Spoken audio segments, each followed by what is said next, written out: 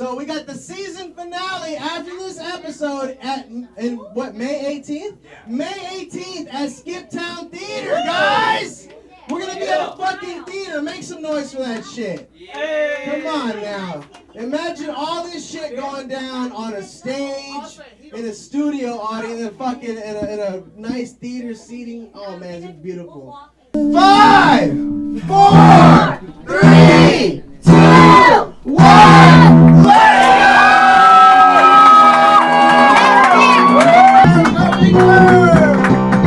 Hey guys, welcome to the Heights and Edge episode 19. How the fuck we doing? Good evening, Garage Mike Studios. Man, episode 19. I'm still coming down from 420. Shit was hardcore, man. I know it's been a whole week and shit, man. How y'all doing? Good, good? We got a good show for you tonight. Hold on, before I go any further, Lila Hart's sister is here and she got me a shot. Thank you so much. Cheers, on girl. I don't mind getting crossfaded. I don't hate alcohol. It's just not my preferred drug, that's all. So, we got a bomb-ass special guest coming out. Make some noise for Jake Kroger. He's coming out here tonight. Jake Kroger does a great service for the Comedy Bureau. If it wasn't for the Comedy Bureau, you guys wouldn't know how to get to this fucking garage. I really appreciate that shit, man. Thank you so much. We got my musical guest. He was here last week. He's here again to drop a new song. Guys, make some noise for Deuce Flame coming in. Deuce Flame's fucking fire as shit, man, and he's got some brand new shit, and I'm glad he's back. Who else? We got some very funny comedians. We got Jin Kim in the fucking house. Make some noise! Ron motherfucking Bush is back there. We got Yusuf Ali in the house. And who's we got a third one, right, Eric? Yeah. Armonte. Guys, Armonte got added on tonight. Armonte, man, I appreciate you coming out, homie. Alright, guys, so I always start every week off just like catching you up with what's been going on and shit. Personally, I have a 2-year-old son. Terrible twos are setting in, dude. This little bastard's starting to curse now. We've been saying shit for a long time, alright? I'm not surprised, but he started saying shit this week. He's saying the word shit. Like, he's a cute little white boy, you know, blonde hair like his mom, the blue eyes of Satan, and, you know, now he's just walking around talking shit. And I'm like, listen, son, I knelt down, I was like, listen, man, if you keep walking around drooling on yourself, cursing, you know, with this light skin, you might be president one day. And, you know, either way, I'm going to be proud of you, is what I'm saying. Speaking of which, this Easter just passed. We didn't do shit. We just went to the beach and hung out. We didn't look for nothing. It was fun. And while we were doing that, our president was holding a Easter conference with like a bunch of children and an Easter bunny, and he was like saying some real serious shit. Like, I don't know why. He was around these kids. The first thing he did, this is fucking true, Trump saluted the Easter bunny. Why the fuck would you salute the Easter bunny? He's a socialist, you retard. He hands out candy for free to people who don't work. You hate that shit, Trump. What are you thinking? And, you know, he was walking around like he just got fucking resurrected from, you know, being defeated for the Mueller report. He's, you know, all in the spirit of resurrection. Trump tried to put these kids in the spirit, I guess. I don't know. He's just weird. Like, I don't know what his problem is. I don't like him. And, you know. I don't vote, but I wouldn't have voted for him either, okay? That's all I'm saying. What else happened? He was, so Trump spoke, oh shit, someone grab my fucking monologue. Trump spoke at this NRA rally, and he told the motherfucking crowd that the only way to stop a bad guy with a gun is to be a good guy with a gun. How does that shit make any sense if you're the bad guy shooting people with guns and shit? Are you suddenly the good guy when you kill yourself at the end? Because that's what these guys do. I guess he's all of a sudden the good guy right there that last second. George Zimmerman was being sentenced this week. He was the guy, he got sentenced for 20 years to prison. The guy who shot at George Zimmerman? Yes. That's fucking ridiculous. Okay, George Zimmerman is free.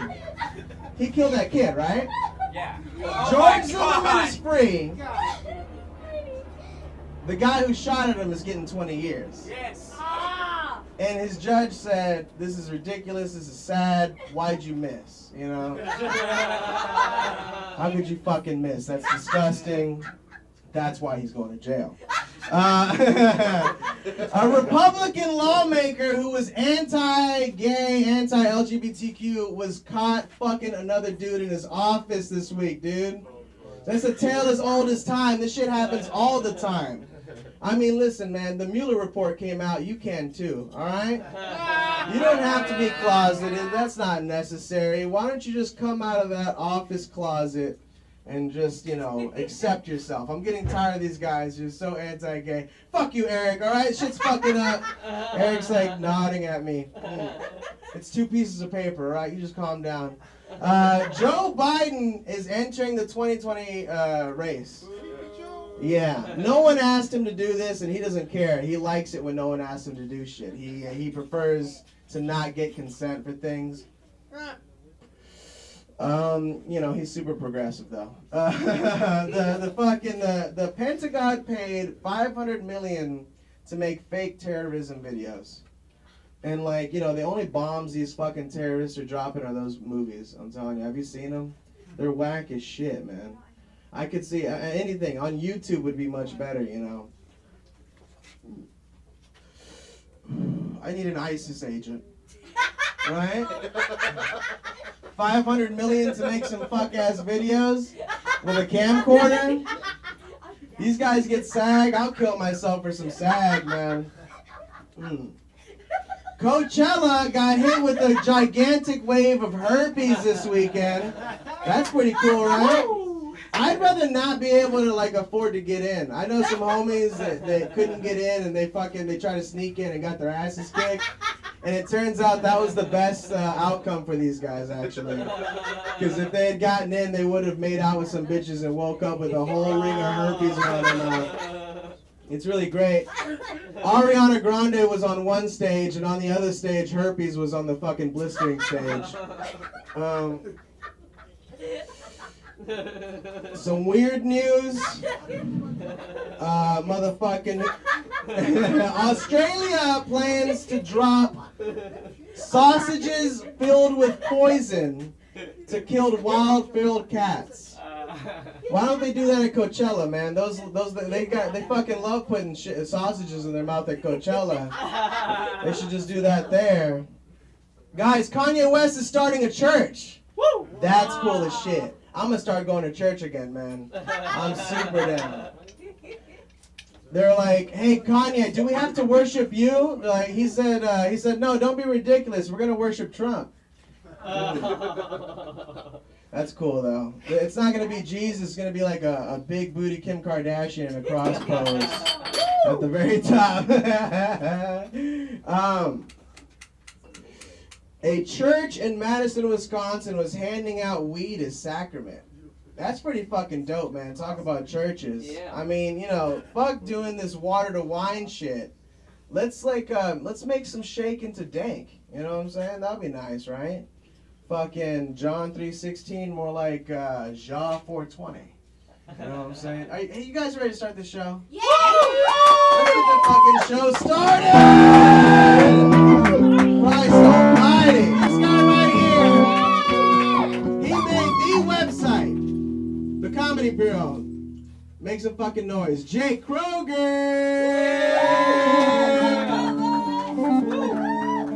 Thank you very much. Hey, everybody. Guys, Jake Kroger. Hi. How's everybody doing?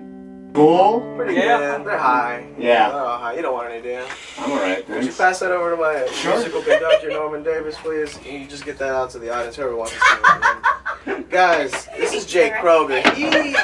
You put together the Comedy Bureau. And yeah, that's right, man. Tell them what the Comedy Bureau is all about. The Comedy Bureau is about making comedy better in LA for performers, people who want to watch, industry people, anybody else, man. And so what is it? It's a list of mics and shows for every day of the week, every fucking night. Yeah, everything you need to know about LA comedy, man. What was around before the Comedy Bureau? You guys. All right, I'm gonna name check some things. I'm gonna see if you guys remember. You guys fuck with Chuckle Monkey? What? Oh, wow. Yup. Alan LeBeckin, anybody for that? Yeah, that was what I had before the Comedy Bureau. There was a thing called Chuckle Monkey. That was a real thing. It listed yes. It listed like 4 mics a night. It was never updated. I mean, the guy updated it once, and I'm sure it was nice. But like, that's what I found when I started out comedy in LA, and I would just like drive around for hours. Shit. And I'd end up at a billiards hall where they hadn't had comedy for a year, dude. And so you decided to put something together. Yeah, man. And how'd you get all the lists together? That just came through a lot of like, going through open mic listings that I find online, seeing if they're real, seeing it, if they you have to show up. You have to see if this place still exists and they still have comedy, when it would happen. And then I'd also hang out with other, I'd go find out from other mics. Like, oh, are you going to do another mic? Where are you going to go? And I slowly, as I met other people, and I would also, go to indie shows, and I'd tech, this super weird variety show. I would find out about all these underground spots. And I just, started compiling all the info. And then, the Bureau's, 8.5 years old, man. And do you run that all by yourself? Correct. Holy shit. Damn. Yeah, it's just me. I'm the whole Bureau, guys. How do you find time to dress yourself like this if you're running the website? It seems like you iron a lot. How could you be coding? Well, I'm good at ironing.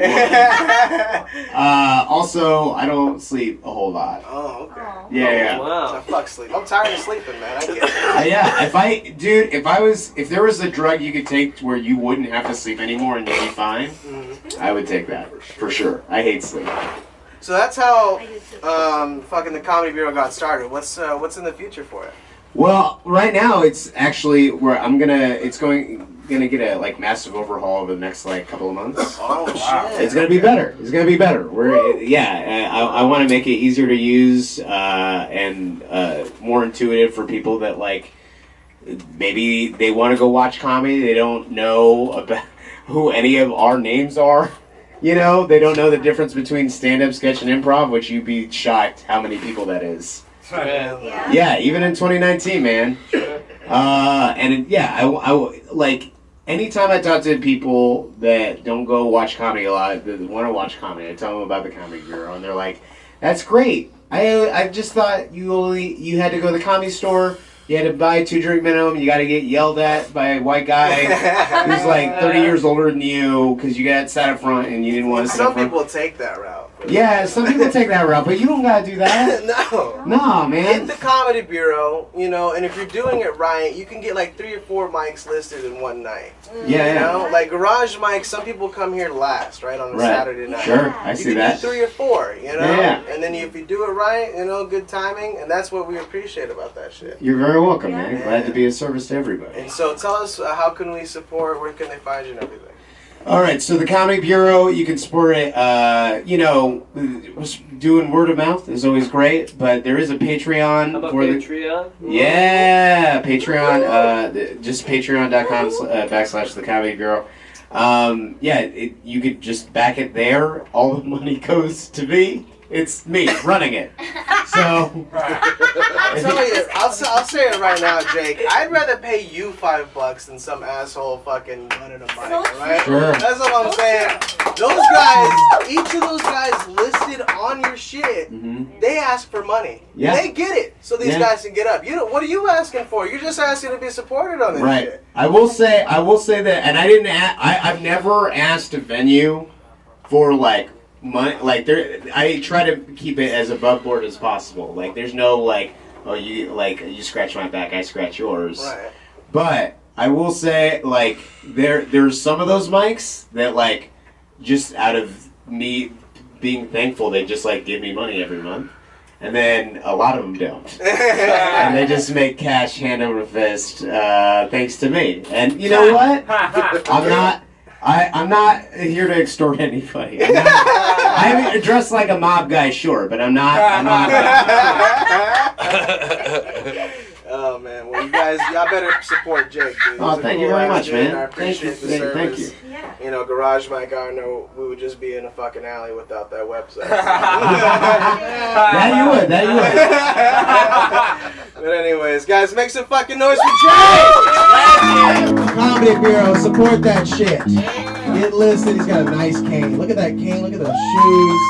Oh my God, you better stay on this stage. All right. Hi, Tonight Show. Y'all ready for some comedy? I love this man. Episode 19. It's Ron motherfucking Bush!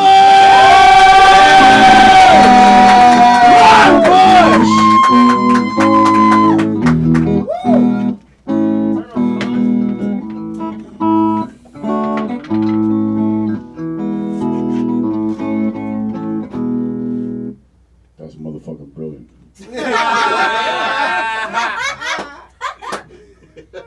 I felt moved from that shit, man. You know what I mean? I felt moved. My entire set's gonna be different now because of that shit right there. Jade up in this motherfucker looking clean like a motherfucking shit. And I'm fucking wearing a plaid shirt and a plaid jacket.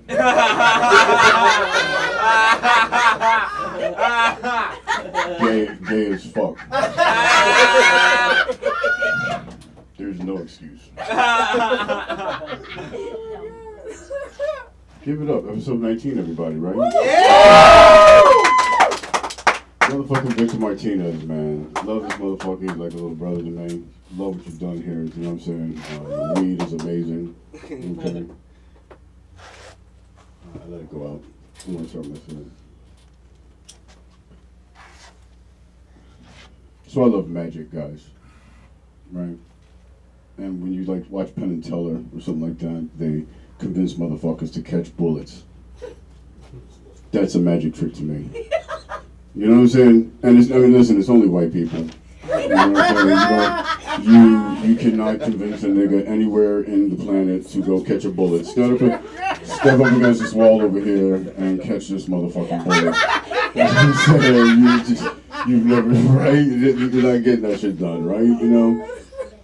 And listen, we brothers, we know this shit's not real. You know what I'm saying? I was raised Southern Baptist. You would think I was superstitious, but I'm not. You know what I'm saying? But I do believe words are magic.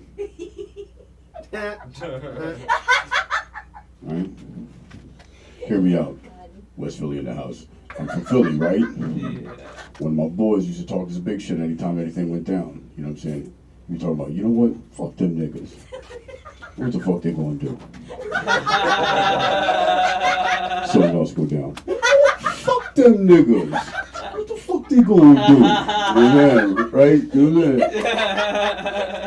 Fuck them niggas. What they gonna do? That type shit. You know what I'm saying? Well, they killed that nigga.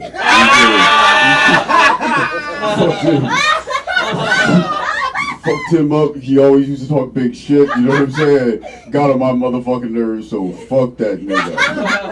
What the fuck's he gonna do? You know what I'm saying?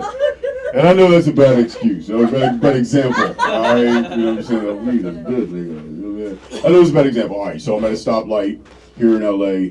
Homeboy, you know, homeless dude over by the bus stop with the shopping cart, got the boom box and shit. Equinox body, you know what I'm saying? The Hobbit feet with the interlocking toenails and shit, you know. And he's having that fucking argument with himself. He's like, punch himself in the head. Like, yo. And his eyes swing around and our eyes meet and shit. Y'all know how y'all be trying to be like, our eyes meet, and I realize that I'm only 24 feet from homeless. Right? Because I've been there. You know what I'm saying?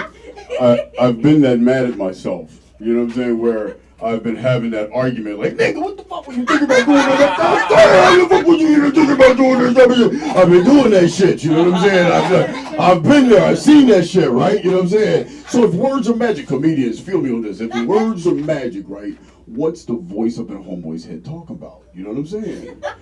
I mean, the bar must be serious, right? Because I know my nigga be fucking me up. He be like, ooh, nigga. You depressed nigga, you ain't getting out of bed today, nigga. Oh, nigga, don't act like you gonna make that money like you need to make today, nigga. Oh, nigga, you just got all types of problems today, don't you, nigga? And I don't even know if this motherfucker's allowed to call me nigga. You know what I'm saying?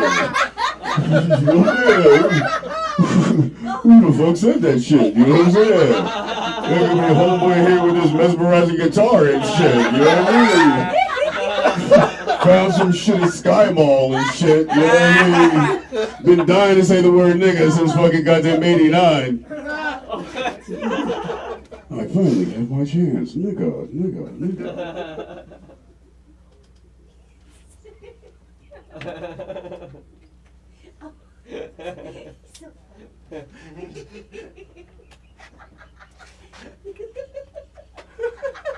Sorry. Oh. So I don't like living stereotypes. I don't. Alright? You know, real talk. You know what I'm saying? You know, and listen, you know, it comes out and, you know, being black, you know, like the double minority, being black and gay and shit. You know what I'm saying? You know, absolutely. You know what I'm saying? So, you know, but it comes out, you know, it comes out, the behavior comes out in certain places. Sometimes, like if I'm in a coffee shop and shit, I'm in a rush. You know what I'm saying? But I'm trying to be nice, but I feel a little bit bitchy. You know what I'm saying? I order what I call my Megan drink. Because my girls Megan are always in a rush and always kind of a little bit bitchy. You know what I'm saying? I'm fucking Megan. You know what I mean? I'm black, I'm gay, I'm a white woman spirit animal.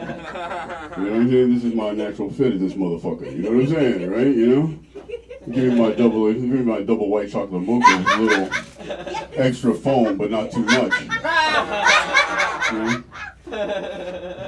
Right? What do you mean you don't have almond milk? You know, and you know, get a little tense and shit. You know, motherfuckers behind you kind of shut up and start looking on their phone and shit. Like, motherfucker, we get ready to get down to this motherfucker tonight, right? You know. You know, and listen, I think it started when I was a kid. You know, my dad was a respected deacon of a church, but he did some stereotypical shit. He burned my house down when I was 13 years old. You know what I'm saying? Absolutely. Talk about a nigga trying to get out of paying his bills. As you can imagine, the child support was always late. You know what I'm saying? I think that nigga was one who invented ghosting. You know what I'm saying? We're like, Dad, I'm hungry. Who this? Click. The number you have dialed, nigga. Yeah. Yeah, but you know, that's when you start, you know, you should be told that's when you're a kid, that's when you start wearing your first social mask, when you're trying to be somebody that you're not. You know what I'm saying? I was a skinny little kid in West Philly, so of course, you know, I started to rap to be cool and shit, you know what I'm saying? Because selling cocaine wasn't enough. I'm not saying the cocaine wasn't good, motherfuckers. I was just saying at 13, you think I would have studied since I wasn't sleeping. You know what I mean? But then, you know, but then when you get into corporate America, because that type of behavior is acceptable there, by the way, you have to put on a different social mask. Right? You know what I'm talking about. Ladies, all right, listen, based off of the generation that you come up in, you know what I'm saying? You either have some dude standing at the water cooler saying some dumb shit to you like this, like, come on, Ron, you know that. All lives matter. Don't you? Huh? Huh? Say it. Ladies, it's the equivalent of you asking for equal pay. You know what I'm saying? Or stop staring at my tits. You know what I'm saying? Those ridiculous demands that you may have when you're working. You know? How I answer that question determines how many more paychecks I get. You know what I'm saying? Go from star employee to nigga was always late. By the time I go to log into my computer and shit, be like, nigga, go home. Nigga, go home. We're like, damn. You yo. I mean, sometimes I want to get away from it all. Go hang out with my people, you know what I'm saying? As you see, I don't go to the barbershop too much. So I go to West Hollywood, go hang with my LGBTQIA and any other acronyms that we put on the end of that motherfucker by the end of this joke. You know, I walk into this bar, okay, and the dude who's the football coach, the football captain of my high school team was right there at the end. Italian motherfucker, you know what I'm saying? Jersey Shore on steroids, you know what I'm saying? We used to beat up the faggots together. You know? Of course I wanted to fuck that dude, you know what I'm saying? Yeah, so I go up to this motherfucker, you know what I'm saying? And I'm like, yo, dog, what's up? You know what I'm saying? How you doing? You know what I'm saying? Talking about stereotypes, right? He turns around, he's like, Ron, you don't look like you're gay. You know, I'm like, nigga, what's... You know, like you're from Philly. You know what I'm saying? Who wasn't looking like you're gay, right? You know what I'm saying? There's no Rachel Doziel out this motherfucker. You know what I'm saying? Either you are or you're not. You know what I'm saying? And truth be told, I got fucking anger problems. You know what I'm saying? Got daddy issues. I told you the nigga burned my house down. You know what I'm saying? I lose my fucking temper real quick, you know what I'm saying? So, real talk, we're men. I'm just there to get fucking laid. I'm sick of fucking ordering guys on Grindr like pizza. You know what I'm saying? You know what I'm saying? Ladies, you know what I'm talking about, right? You know what I'm saying? So I just go to this motherfucker. Why don't we go to the motherfucking bar and get a drink is what I wanted to say. But I was like, oh, no, man. You know what I'm saying? Yeah, totally gay. Suck more dick than you do. You know what I'm saying? Listen, I'm a competitive motherfucker. I'll suck every dick in this motherfucking room. You know what I'm saying? You know what? This motherfucker, you know, well, stereotypically speaking, why do white dudes, when they come out of the closet, start acting like black women? You know what I'm saying? You know what I'm saying? Looking at you, Abbenante. You know what I mean? You know what I mean? Honestly, you know what I mean? Which means he drives me fucking nuts. You know what I'm saying? So he's like, turns around, he's like, you know, Ron, you don't act like you're gay. Motherfucker, you don't fucking just give me the dick! Give it to me! You're gay, I'm gay, we're supposed to meet and fuck in the bushes, just like George Michael! Freedom was a fucking wonderful song.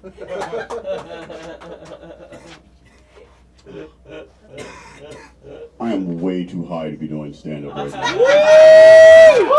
Let me just put it right there. Oh, yeah. So, you know, I'm just like you, right? No, really, you know what I'm saying? Listen, maybe I smoke too much weed. That's none of your motherfucking business. You know what I'm saying? I'm up here trying to be motherfucking vulnerable. And making people laugh.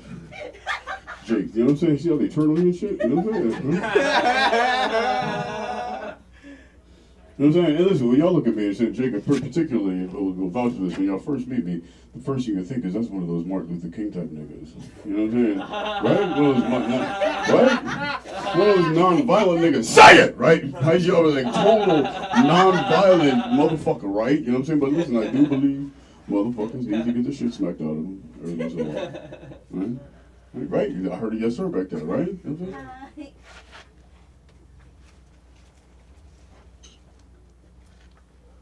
Solution, all right? Every neighborhood, you have a lifeguard tower like you have by the beach, right? Okay? In it, you have this big ass head looking motherfucking shit. Bald head. Maybe he's got a dent in his fucking skull. Makes you wonder if that motherfucker can think straight. You know what I'm saying? He totally can. That's a medical condition. Don't you laugh at him, okay? This is a politically correct joke, and I will not allow you. But he's got these big ass motherfucking hands, okay? You know what I'm saying? And his girl, she lives in that motherfucker too, okay? Yeah, she's a white girl, and she's got a motherfucking Jerry curl. You know what I'm saying? Cultural appropriation's gone completely motherfucking wrong. You know what I'm saying? But the big problem is that she's a lesbian. You know what I'm saying? She needs to figure that shit out. It's none of our motherfucking business. You know what I'm saying? We gotta love her for who she is. Don't you laugh at her. But she's got these big ass motherfucking hands too. Right? And every time motherfuckers be wilding out in the neighborhood. You know what I'm saying? When you're about your day, right? You know what I'm saying? Just going out trying to do something. Motherfuckers be coming out trying to wilding out and shit. Somebody just want to smack the shit out of them. What I'm trying to say, there's instant retribution for the bullshit motherfuckers be trying to pull every motherfucking day. The world would be a better place to live, right? You guys are on board with that, right? Right? I see these beautiful women back here laughing and nodding. They're great, right? Let me tell you what happened. So I live in Koreatown over here. It's the middle of the day. I was trying to get out of my apartment building, okay? And there's a car parked in the driveway where no one can get in or out of the building for 12 and a half minutes, okay? 12 and a half minutes. Now that's long enough for me to meet 2 different guys on Grindr. You know what I'm talking about. You know what I'm saying? Go down to the Starbucks, okay? Get a Frappuccino, get back in my car, start packing the bowl, realize I'm still in my motherfucking car. You know what I'm saying? And I look over, and there's this white girl coming out of the building next door, right? Type that you would date. Yeah. And listen, I'm not a psychopath. So I don't say the things that come to my mind. You know what I mean? So all I said to her was, bitch, what the fuck are you thinking? And that's reasonable, right? 12 and a half minutes. Right? 12 and a half minutes of your time is worth a good bitch, what the fuck are you thinking, right? You know what I'm saying? You know, listen, I got my dick sucked twice, but that's not important. You know what I'm saying? That's a byproduct of the action. You know what I'm saying? So she goes to me, fuck you, nigger, right? Right, fuck you, nigger, right? He gets in a car and drives off like fucking nobody's business and shit. You know what I'm saying? And listen, brothers around the world, you will understand what I mean by this. All that is Walmart racism. It's not the real shit. You know what I'm saying? She's so white privileged, she can't even say the word nigger to piss me off. You know what I'm saying? Right? I mean, we gotta deal with the real shit like wife, kid, and car, license, registration, poof, Skittles, poof. I'm just running across the street. Poof. Excuse me, officer, I need some poof. Right? Yo, that's what I'm talking about. Shit. I'm talking about, I'm good right now, right? These motherfuckers just saw me say no to weed. But you know, my point there is that she had to feel pretty safe, right? To call some brother in LA Nick Gerhard R and shit, knowing most likely ain't shit gonna happen to her. Because one of them would really smack the shit out of her. You know what I'm saying? I'd be in jail and shit, like, motherfucker, what'd you do? I smacked this bitch for calling me nigger. You know, the judge was like, I know she called you nigger. But you can't smack the shit out of her. You can't do it. You can't smack the shit out of her. You know what I'm saying? If you had like this place where motherfuckers came out with big hands and shit. He gave me the light. The white man. I'm not going to call his religion into question. But I will say that we operate from a Judeo-Christian value, and he may not be exactly that definition. Is that accurate? Almost. Oh, thank you, good. See, now I can be fact-checked. Well, let's see here. I did not threaten anyone with consensual rape. I think that's a new one. Give me a round of applause for that. Yeah! My name's Ron Bush. Give it up for Yes! Ron fucking Bush! Make some noise for Ron Bush!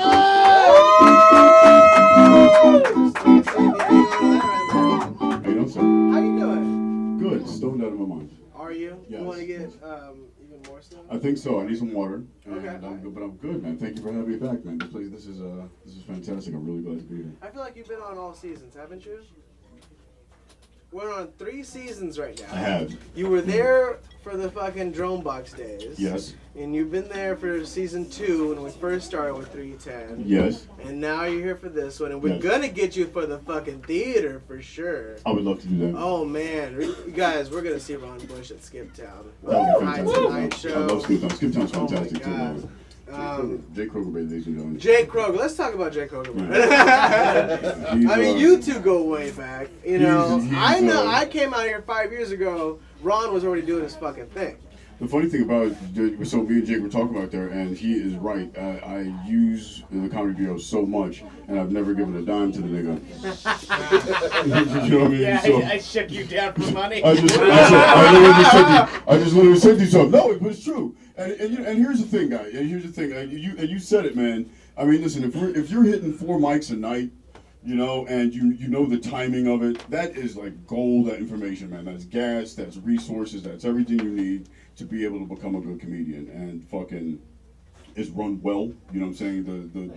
You know, if it's on the Comedy Bureau, the motherfucking show's there, unless niggas is really fucking up, you know what I'm saying? Right? Then it's off quick. Right, but yeah, but you know what I'm saying, right? Yeah, but it's off quick, so it's like, it's fantastic. I mean, you know, so, I mean, yeah, it's because of, you know, Comedy Bureau and mics like this, and old Marty's, and, right, and Rock Paper Coffee and Sal's in Lexington downtown. You know, this is the shit that makes LA's comedians great, man. You know, we see each other. We're competitive, and we try and tell better jokes. That's right, man. What you been up to, Ron? Well, I've been on Grindr. I've been out of town a lot. You know, up until last Wednesday, I was working for this company that was helping me tour. Because I was visiting bookstores by day and going and telling jokes at night. But I'm still going to keep staying on the road. I've been all up and down from Portland all the way down to San Diego, and as far east as Salt Lake City. Fucking busy, man. All over the place. And that's an inspiration right there. Yeah, and then I have a day and a half of shooting left. For a pilot that I wrote. Oh! Yeah, and it's under development for Entertainment One. Okay. So, tell me more about that. It's called Ron Bush for President. And it's a political love story. You're not really gonna run, are you? I'll vote. I've never voted before. You. It's a political love story. So. It's written as a documentary, shot as one, and it is me as the secret grandson of the Bush clan, of the Bush family dynasty, where Prescott Bush had a black child with a housemaid at the time, and through hush money and catch kill thing, So the story is so finally I'm deciding to run for the president to unify the country. And as you know, I think you guys have seen where the brother who goes to the KKK rallies and makes friends with the Grand Master. Right. So in the script, I want to meet this dude because I figure he's going to be able to teach you how to unify the country. I go there, and that's where I meet my boyfriend. He is a white supremacist, is love at first sight.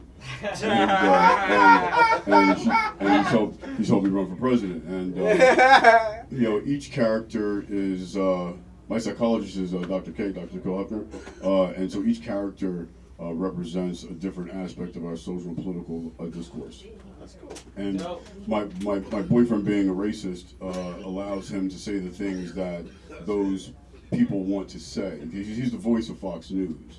And then because we're in this like Morticia Gomez type of love affair, I'm the one who always has to correct him, bring his thinking into line to where presenting the facts for what they are. Because at the end of the day, if the Republican and the Democratic Party, this is our country. They have to get along. This is what we have. You know what I'm saying? So it is that type of a love affair. It is completely dysfunctional, but it has to work. And so that is. And as we campaign and go across the country, we kind of show the different aspects of the country and how they view these different types of people and what they represent and everything. It's not a Borat thing. It's definitely meant to shit. Oh shit. It's definitely meant to get people to look at race differently. I like it. I'm looking forward to that, man. I can't wait to see it. It's fun. Yeah, we had a lot of like Jonathan Tumblin and Dicey and a bunch of people were in some of the scenes. Oh shit! Yeah, Kyle. All right. It's a lot of fun. I'm really excited, man. Nice. I'll be in town for the next few weeks to kind of get that finished, and whether it gets sold or not, I'll have a shot. I'm shooting. I'm paying to shoot it myself, so I own the rights to it. So regardless of what happens to it, I'll be ready to do something with it. That's the way to do it, man. You do it your fucking self. You know, I'm looking at two people who just, you know, they don't look around for, you know. He's inspirational. You do it.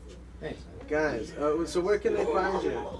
RonBushOnline.com or flip.comedy.com, and both of those need a little bit of updating, but I'll be doing that this week.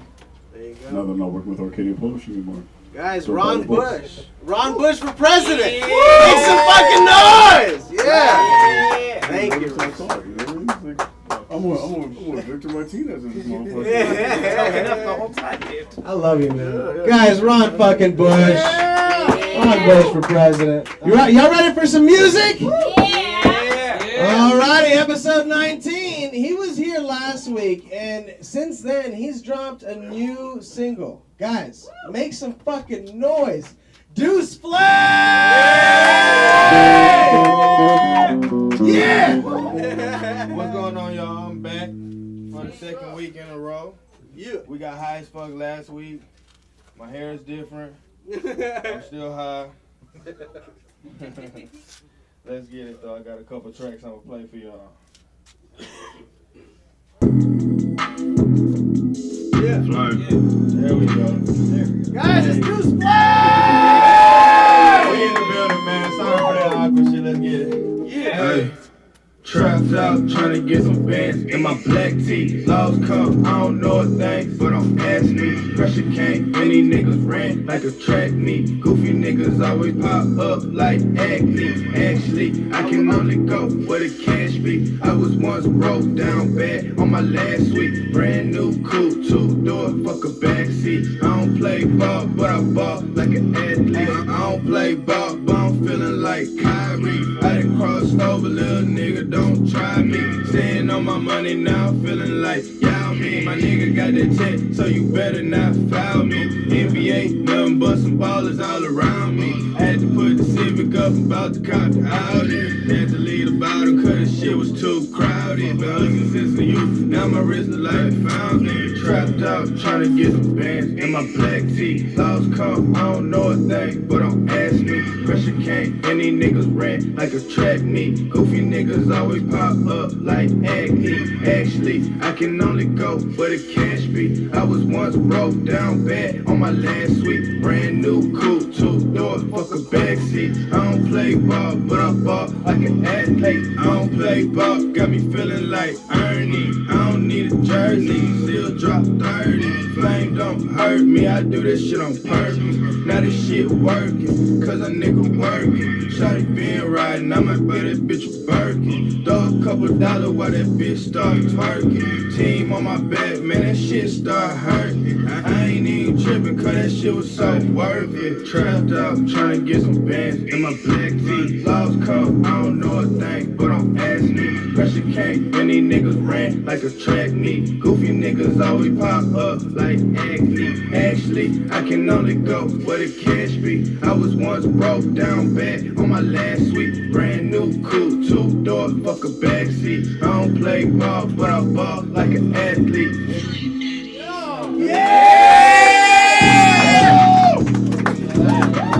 Like I just dropped that shit yesterday. Y'all go run them numbers up. I need that. Flame, man. Flame. I'm gonna play one more for you. On the best period, this ain't no run on. Goddamn flame, you done cut the sun on. For absolutely no reason, I had to stun on. Best believe I'm walking around with some money on. Big gas, you done walked into a skunk zone. I'm going hard and I don't even need no stunt up. Fourth and inches going forward, don't need no huddle. Get that bitch a dick, she do not get no cuddle.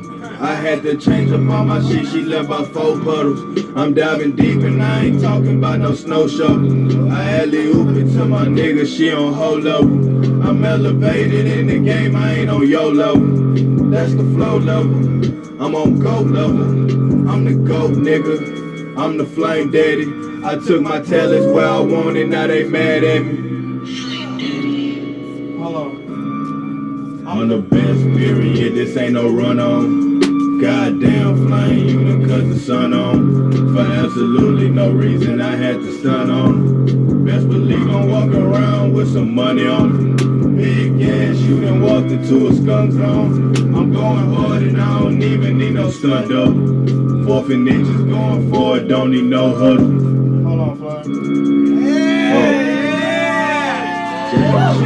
Ain't in this movie, we can't kick it, shout it on the man. I need a budget for discussion, nigga, I'm just saying. Cut these niggas playing. Skirt off the block, I feel like Michelin. I ain't coming up short, I feel like Michigan. I'm a Jimmy King, ballin' in a different league. I'm Chris Webber, dunking on these niggas with the ease. Already had my ring from way back in 93. On the best period, this ain't no run on. Goddamn flame, you can cut the sun on. For absolutely no reason I had to stun on. Best believe I'm walking around with some money on me. Big gas shooting, walked into a skunk zone. I'm going hard and I don't even need no stunt double. Fourth and inches going forward, don't need no huddle. Flame. Hey, let's turn up. Hold up.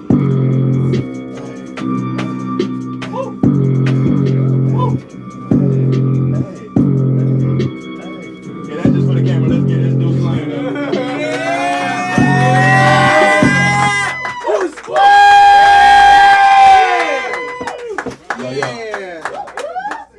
Big Flame Daddy, what's it called? What is it? Flame Daddy, man. Yeah.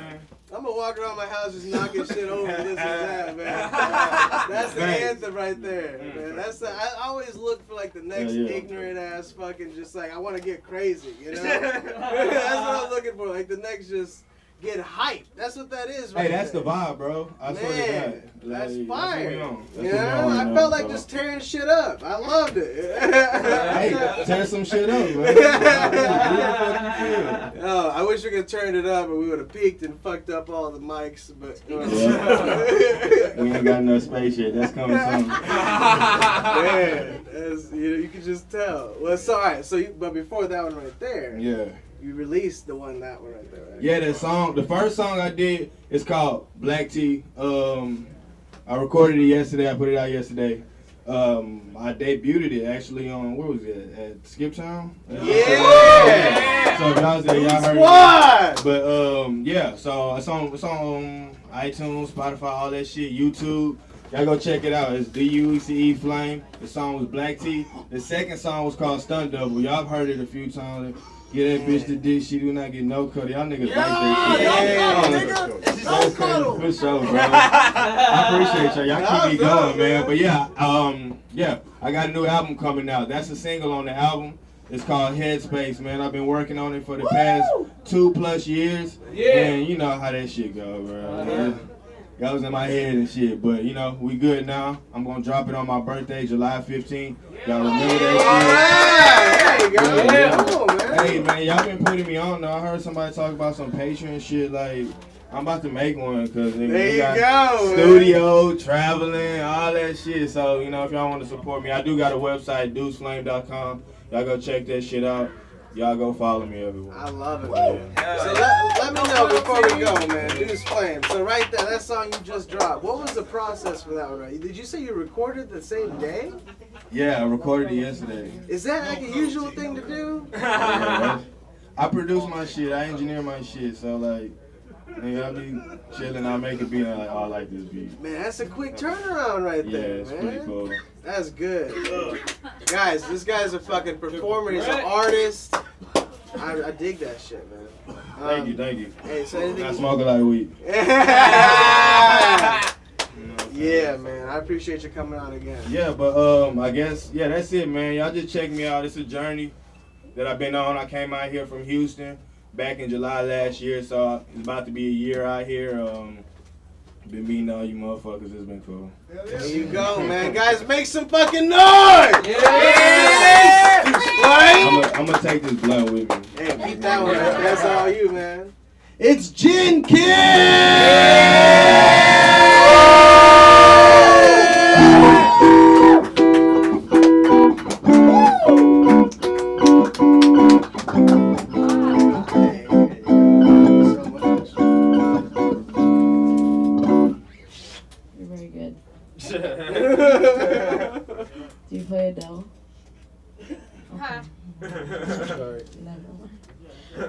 Hi. I have to say, all the guys back there are like, ugh, no cuddle.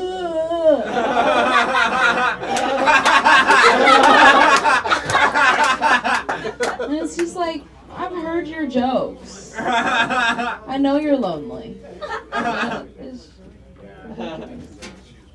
It was a good song though. I did add him on Spotify. Am I supposed to do my jokes right now? Yeah. Sick. I'm doing okay. Yeah, it's been an interesting time. My boyfriend broke up with me. Yeah. He called me and told me that I was too emotionally dependent on him. Which made sense. Because we were dating.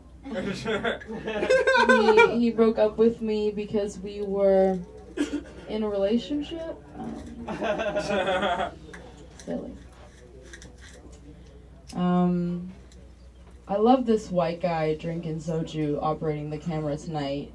Hey, I love you too. What's the mentality behind the soju? It's just a flavor I enjoy, you know. I live in Koreatown, it's readily available. You have an It's Asian not like a fetish. bad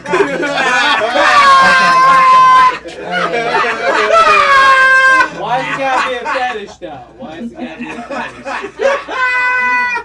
You know, I do have a lot of friends that don't like Asian fetish. If you don't know, Asian fetish when guys just want to fuck Asian girls because we're Asian. Yeah, a lot of my Asian girlfriends don't like this. They're like, well, you know, Asian fetish is racist. It's racist. And I have to say, if Asian fetish is racist, then racism has gotten me laid. At least 3 times.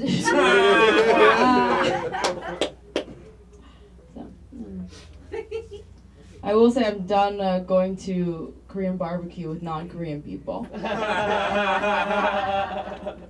I'm gonna send this clip to all my white friends. I'm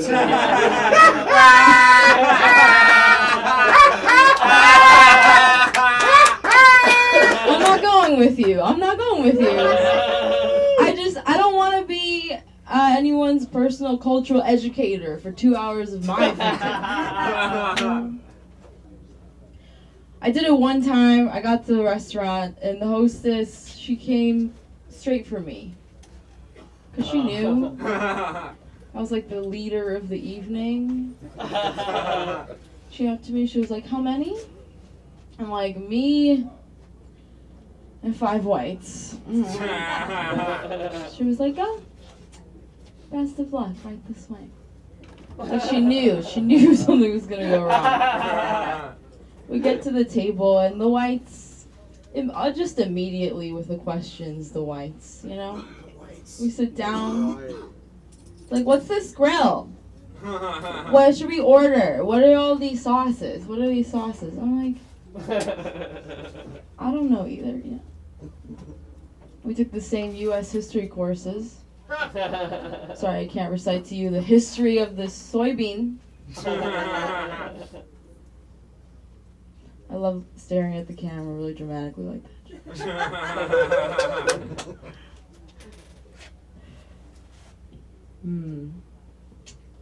I do like, I work with a lot of white people right now.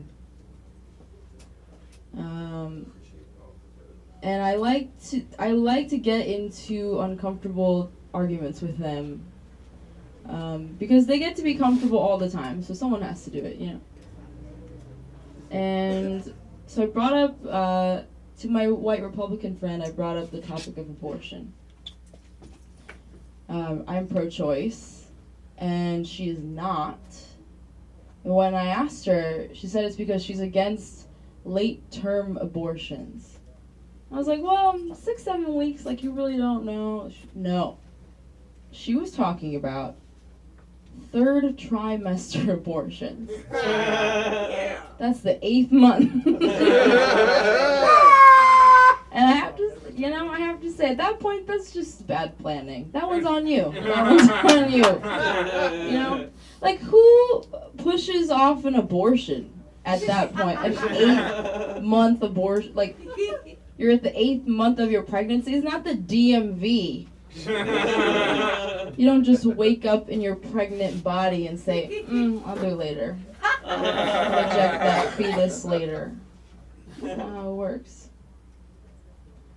I can't believe 8th month. Like, that is a horrible, that person is just a horrible planner. Like, I plan my abortions before I even know I'm pregnant. You know? Like, a guy will come at me, I'll be like, don't worry about it. Got it all up here. Sarah's gonna give me a ride. I did her dishes the other day. She owes me one. My bonus came in so we can afford it. All that stuff. It's all up in there. I am Korean American, in case you are stupid. And my friends like to tell me, well, Jen, it doesn't matter that you're Asian because I can't see color. I can't see color. It's like, okay, you can't see color, but you can see, like, shapes, right? Because it wasn't, like, the color that was giving me away. All I'm saying is I could bleach my skin and nobody is going to look at me and be like, yeah, that's a white girl. That's a white girl. They're going to be like, that Asian bitch looks fucked up.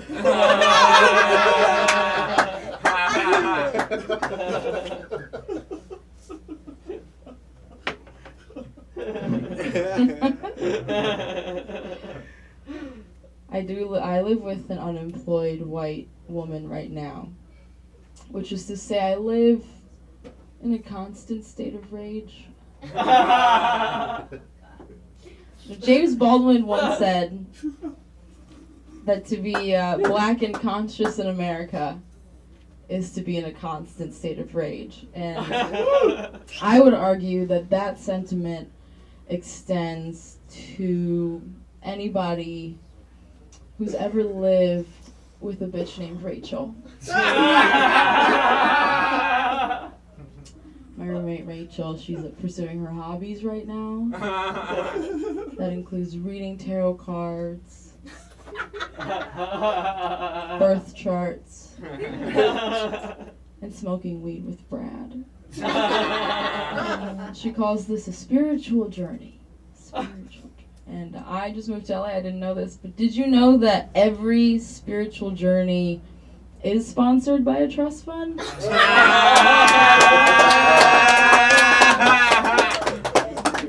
Eat, Pray, Love has a prequel. It's called My Parents Are Rich.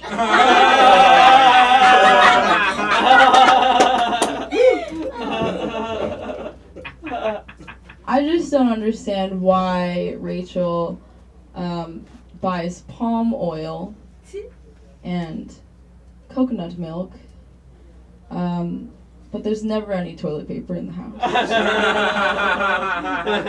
Feels like the priority should be regular butter and wiping. Maybe. I don't understand why Rachel never takes out the trash, yet every day I come home to another bad painting. She doesn't even paint, she just buys horrible paintings. I grew up with a tiger mom. Do you guys know what that is? Yep. Yeah. Tiger mom? I watched Fresh Off the Boat. That Niles. I just said I watched Fresh Off the Boat. That's funny. But for real, that's like pretty much how my mom was. No joke. Like what I used to do competitive piano. And when I was 6, I had this like huge competition coming up. So So I practiced like every single day for like a whole year. And I go to the competition, I like play my piece perfectly, and then I'm like celebrating with my brother in the hotel lobby. My mom comes up to me and she goes, I was disappointed in your performance. Oh. Which is a fucked up thing to say to a 6-year-old.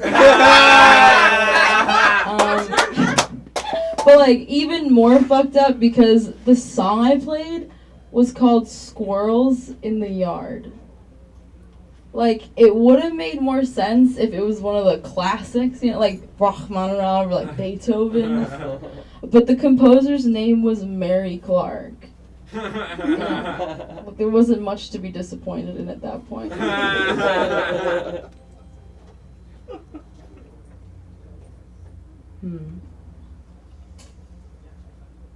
What minute are we at? I'm high, so it feels like I've been up here for 36 minutes.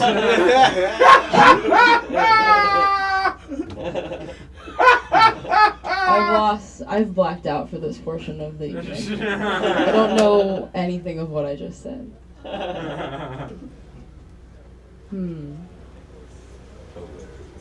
My coworkers know I do stand-up, and they're always asking me, like, do you have any jokes about us? Do you have any jokes about us? I'm like, I think you're overestimating the importance you play in my life.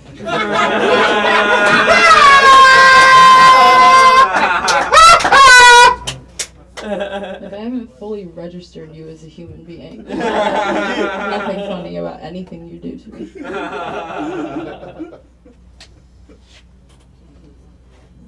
No, but for real, how much longer am I going? Oh, you can Dope. We're almost there. I'm trying to get back into, I'm trying to fall in love again. I'm ready to ruin my life. Sure, let's do it. Let's tumble into it, you know? I did go on a date. Not good date. He took me to a speakeasy. Do you know what that is? Yeah. It's like a bar that's like behind another business. It's like a bar pretending to be something. It's like a bar with low self-esteem. So this one was called the Blind Barber. It's like barbershop in the front and a bar in the back, and it's in Culver City. You can go. It wasn't so much that he took me to a speakeasy that bothered me. It was the way he took me to this speakeasy. Like, he took me to this speakeasy as if I didn't know what was going to happen. We go through the barber shop to the door of the bar. The bouncer is standing there, and he looks at me and goes, "What do you think's about to happen right now?" Like, what do you think's about to happen? I'm like, seriously, dude? No, like, what? What do you think's gonna happen? What? I'm like, I think I'm ghosting you tomorrow.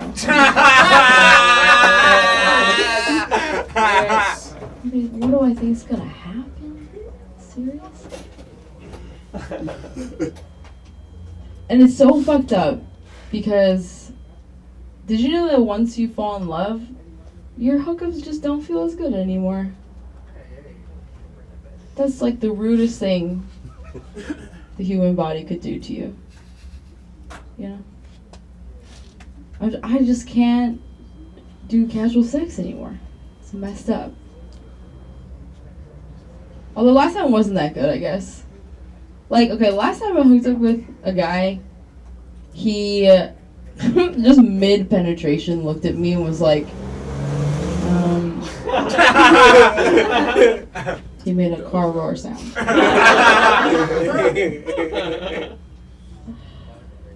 I want to end this on like a good note, but no, let's end it on a good note.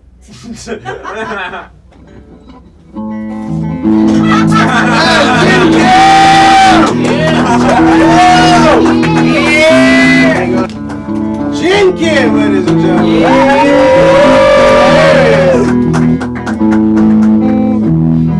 I was scared to ask during your set. You said you're already pretty high.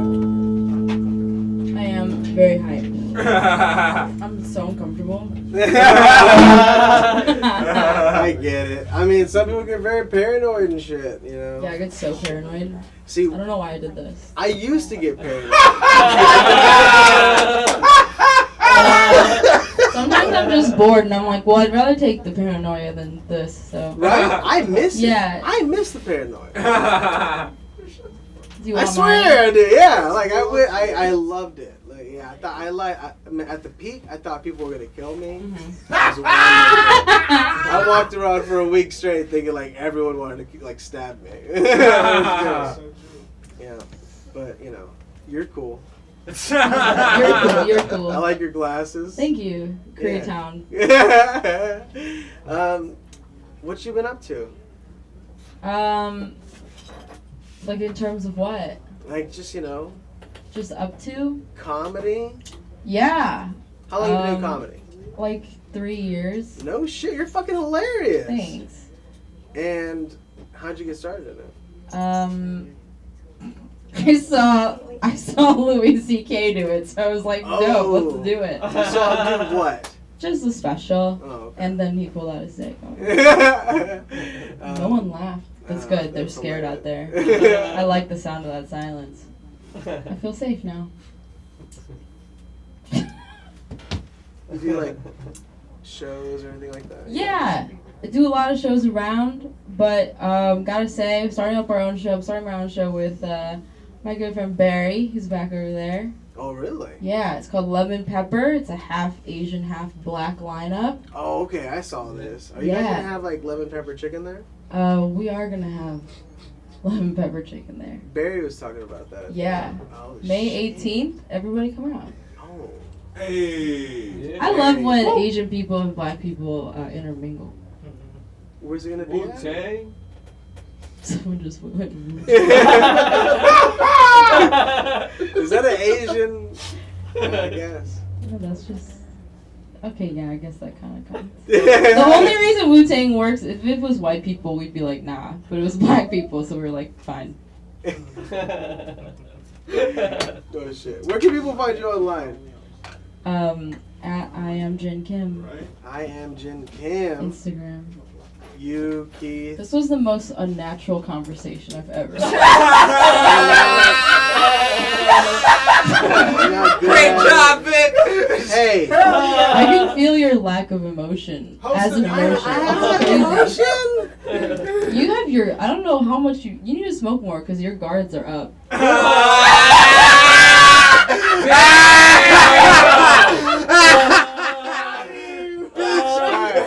Help me through this. I don't know what's going on. I feel like I'm having a conversation with like a worse version of Jimmy Fallon.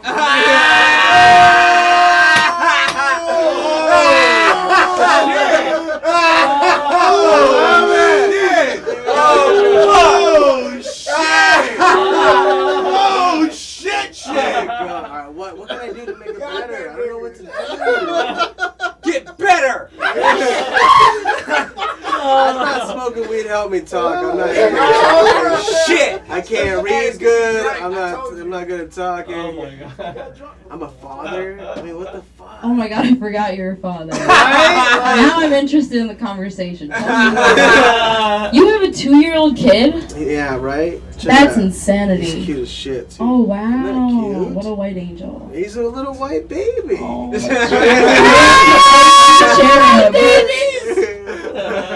Asians love little white babies. Right? No? Every time we're in McDonald's, I swear, every time we're at this McDonald's right here, we're in Koreatown, like South Koreatown. Every time we're at this McDonald's, all the Asian ladies, they love them. I don't think it's because it's a white, maybe because it's a baby. I don't think the whiteness plays a part of it. Although, now that I think about it. Oh my god, I bet there's some like racist old Asian ladies that wouldn't pick up a black baby. Fuck that shit. I don't You guys know like Go there. I know that the new age Asian people are like less racist, but I'm telling you, like 1 generation above me and 2 above me, Don't bother. Don't. They're like they need to just die off. So bad. Remember that Chinese laundry commercial? No. Where the black person goes in the washer? Yeah. Oh yes. Yeah. Holy shit. Asian people are crazy. It's because we're the white people of our native land. Like other people come here. I think I was talking about this the other night. If you're coming from like a third world country. Like Mexico. Yeah, sure. Is Mexico a third world country? No, fucking yeah, right? My grandmother's part is. Well, usually people move to the United States. Usually they move to the United States as like oppressed minorities, like they're escaping something. Right. But with Asian people, they're not really escaping anything. They're just moving here for better. Like, my family fully could have stayed there. We weren't, like, getting kicked out or anything. It was a choice. So it's like you're immigrating here as mental white people. Yeah. So it's really interesting. Mental white. That's Yeah. what Get Out was about, right? I don't know. No. But anyways, they were actually white. Tell us about what you got going on before we go. Like, you got anything coming up you want to talk about? I have a short film coming out. What? Yeah. Talk about that. Yeah. Wow. I really have. Okay. Did you direct it? I directed it. I'm in it. I wrote it. I Oh produced shit! it. What's it called? It's called Thriving. Thriving. It's a short film about Asian girls fucking up life. Nice. Yeah. Nice. It's good. It's funny. It's dry. I shot it in Michigan before I left with my good friends, and I will be dropping that in about a month. Cool. Yeah. Where can we find that? On my Instagram, probably. I don't know. I'm gonna submit it to some festivals, see what happens. Badass. Yeah, and then if all else fails, good old internet. Hell yeah. Guys, make some fucking noise. Jin Kim! Woo! That's awesome. Put your hands together. Armonte! Oh, he's got coffee. All right, how you all doing today? This is my first time over here at High Tonight. I am honored. It's a pleasure, man. No bullshit. Yeah. Yeah, man. They're like, you want to go to High Tonight? I'm like, I'm high every day. Of course I'll come. No bullshit. I'm high as shit, though, right now. Niles called that shit out. He's like, you ready? I'm like, I'm ready as I'm going to be. Ready as I'm going to be, man. I guess first off, I'm not woke. I know I just walked up here with like green tea and shit. Like, seriously, like, everybody has like fucking Jack Daniels and like bottles of beer and shit. I'm just like, I'm trying to fucking cleanse myself. I'm not woke. Most people think I like, but I do meditate and take like power naps from time to time. That's what. You really have to do that shit. I promise you. Now, like everybody's fucking like super anxious now and shit. It's coming up with weird shit. Like this dude walked into my store and he was like, "Yo, man, they burnt down Notre Dame to get our minds off Nipsey." I was like, "Nigga, what the fuck?"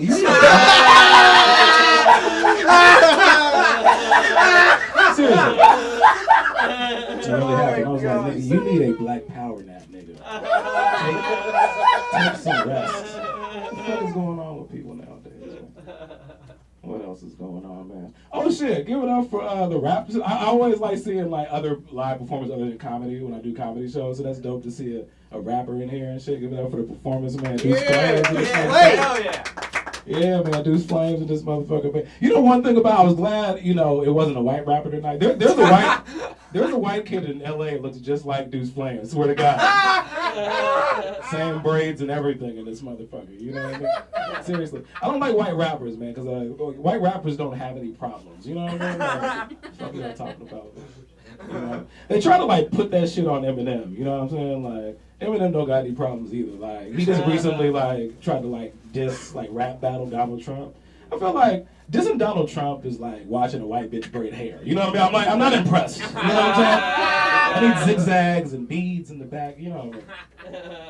Seriously, man. you know, when you think about like rap and shit, especially in the origins, you know, there wasn't like white rappers like that. I mean, you say Beastie Boys and shit like that. You know, there wasn't like really white rap when it was like Grandmaster Flash. Could you guys imagine the white Grandmaster Flash with white people problems and shit? Could you imagine that? It's just like, don't push me, cause I'm close to the edge. My mom told me to make my bed. I hate you, mom. Like that's the stint of white man's problems and shit. It's their mothers. Damn. So I just feel like somebody just had a self-realization and shit. Like, damn, that's me. What else is going on, man? Talking about, like I said, I celebrate Black History Month as much as possible. Like, clap that shit up, man. Like, it's not just February with me. You know, like one thing I do is like I make sure I do things I feel like our ancestors weren't allowed to do when they were alive, right? You know, like I read books in front of white people. You know, yeah. White people that freshly moved into like black neighborhoods and shit. I'm like, I pull out my book and shit. I'm too high to pull my book out and shit. Like, oh, there we go, book. I don't like you here nor there. I don't like you anywhere. I don't like you, Sam. I am. I don't like white people and gentrification. Like I said. That's from Dr. Martin Luther Seuss. I really am high. I'm struggling like a motherfucker. I put this in my seat. There we go. There we go. And my life is going on. I'm recently single and slowly dying. Like, that's what's going on in my life right now. Seriously, when I was in a relationship, man, like I feel like my health was like flourishing and shit. Like, you know, like my skin was glowing. Cause like black women have really good like lotion products and shit in the house. You know what I mean? You know, now I'm like ashy, and I feel like in the next like week or so I'll be in like some type of diabetic shock. Like that's what's being single is for me recently. I mean, seriously, man, like being single is weird because like, you know, I don't think I like attract women the same way. Like recently, a woman called me pleasant, and I was like, bitch, you think I grew my hair down my back to be associated with the word pleasant? You know what I mean? Like that's not a word I really want. You know what I mean? And I thought about like words that women like associated, you know, myself with, and like, you know, women like big me up. Where it's like, you know, Armand, you're nice, friendly, safe, and dependable. Safe and dependable came up a lot, you know. And I feel like safe and dependable is some shit you tell like your teenage son when you can't afford the car that they really want when they're in high school. You know what I mean? You know what I'm saying? Like the son wants like a Dodge Charger, but you give him like, you know, like a Dodge Neon. You know what I mean? Like, you know, and he's like, what is it? And you're like, what is it? It's safe. It's dependable. It's a motherfucking car. You know what I mean? And you want it or not, motherfucker. You know? And then I started thinking, like, a lot of times moms try to introduce me to their daughters, and I'm like, is that the conversation these motherfuckers are having? Like, he's safe, he's dependable, he's a motherfucking man. Like, you want him or no? I'm like, I'm a fucking outdated mid-sized sedan for single woman. Like, that's damn. Is that what it's come to? Now I'm recently single, too. I don't like being friends with single women, right? You know, because single women like to ask me to do favors. I feel like the dude they're screwing probably should be doing. You know what I mean? Like he's not doing any of the favors. I get like the calls at like 3 o'clock in the morning, like, Armand, it's an emergency. And it's a really goddamn emergency. You know what I mean? Like, that's because I'm safe and dependable and shit. I can like get out of my bed and like fix a flat tire on the 405. I think that's some bullshit. You know what I mean? Like, really, you know what I mean? Like, you know, I feel like I'm the handyman and the other nigga's the plumber. Like, that's my reality, man. You know, the only person that's really going well doing single is my dad. My dad is like, what, 63? Dad's 63 years old, man. And he's addicted to online dating. It's weird. It really is. He's like, he always calls me up. He's like, yeah, boy, I got me a new one, and she's thicker than a Snicker without the nuts. Like, Dad, that's a Milky Way. You know, he's always happy to tell me about some shit. Like one time he was like, yeah, man, I'm talking to an older woman. And I'm like, nigga, you're 63. I'm like, are you talking to spirits? And nigga, like, who are you talking to? On the phone. He's like, I'm gonna send you some pictures. And he just hangs the phone immediately. Because like we have this thing that goes on basically where he doesn't know how to send photos at the same time while talking on the phone. So he has to like, get off immediately. So I'm waiting on the photo, and the photo sends out. I swear to God, this is like some real shit. It's a woman like laid out in like a plastic covered like couch. She's laying on a plastic covered couch. She has a floral covered nightie. There's like a bottle of Bengay baby oil on the side of the dresser. It was disgusting, you know what I mean? And like what made it worse was like the caption under the photo. My dad said this. He said, Oldie but Goodie says she can go 7 times a day, 3 times a week, or I'm a high as fuck. 24/7, goddamn, that's what she said. She can go all night. And she was wondering if I can hang, so I gotta take her old ass, and I quote, to the stratosphere. And I was like, the stratosphere? I was like, you can take him there. And he was like, yeah, boy, with a blue pill and a bag of weed, I can take him just about anywhere. I was like, oh shit. I can only take him to point A to point B. Outdated mid-sized sedan. No, trying to think what else is going on in my life. Oh man, when I first saw the setup for everything, I didn't realize the guests were gonna be sitting right over here. It was a brother that was just rolling weed up here. Yeah. I thought that shit was dope as fuck. He had like tweezers and shit. I think it's this brother right here behind the camera. Rolling weed. It reminded me of like one of the like best weed experiences I ever had in my life. I had this is at my grandmother's neighborhood in Virginia. Their next door neighbor was this old blind man, and me and my dad went over to smoke weed with him. It was the coolest experiences ever, man. Like he rolled weed blind as fuck. Like seriously, like tweezers. He had his own rolling papers. And yeah, I thought this nigga was like some type of like Jedi type of shit. You know what I mean? I'm like, whoa. I have to see. You know what I mean? I don't know about you. I guess everybody in LA are like constant weed smokers. They're like, nigga, I fucking roll weed in my sleep, nigga. I'm like, okay, so maybe that's not a big deal to y'all. You know what I mean? But that's a fucking big deal to me and shit. And it was weird because he was saying like really weird shit to me. You know what I mean? Like he was like very like he got like really religious. You know? And it's weird being high as fuck when people are like talking religion and shit. You know what I mean?